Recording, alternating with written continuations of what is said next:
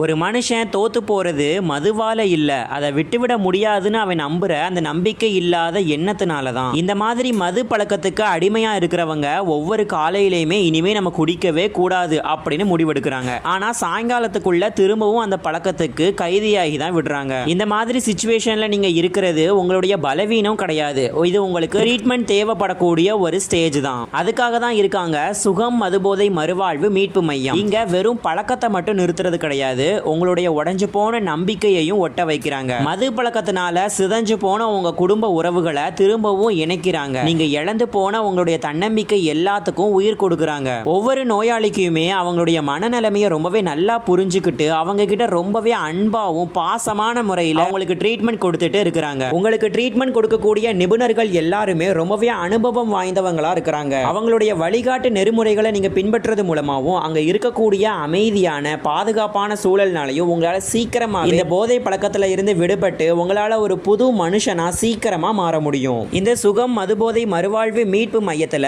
நீங்க மதுவுல இருந்து வெளியில வர்றது மட்டும் இல்லாம திரும்பவும் இந்த மது மாதிரியான கொடிய போதைப் பொருளுக்கு அடிமையாகாம இருக்கிறதுக்கு தேவையான எல்லா வழிகாட்டு நெறிமுறைகளையும் ட்ரீட்மெண்ட்ஸுமே கொடுக்கறாங்க. அப்புறம் இன்னும் ஏன் வெயிட் பண்றீங்க? போதைப் பொருளுக்கு அடிமையாகி அதுல இருந்து எப்படியாவது மீண்டு வரணும்னு நினைக்கிற உங்களுடைய உறவினர்கள் நண்பர்கள்னு எல்லாருக்குமே இந்த வீடியோவை ஷேர் பண்ணி விடுங்க. இந்த மறுவாழ்வு மீட்பு மையம் பத்தின தகவல்கள் எல்லாத்தையும் தெரிஞ்சுக்கிறதுக்கு ஸ்கிரீன்ல தெரியுற இந்த நம்பரை கான்டாக்ட் பண்ணிக்கோங்க.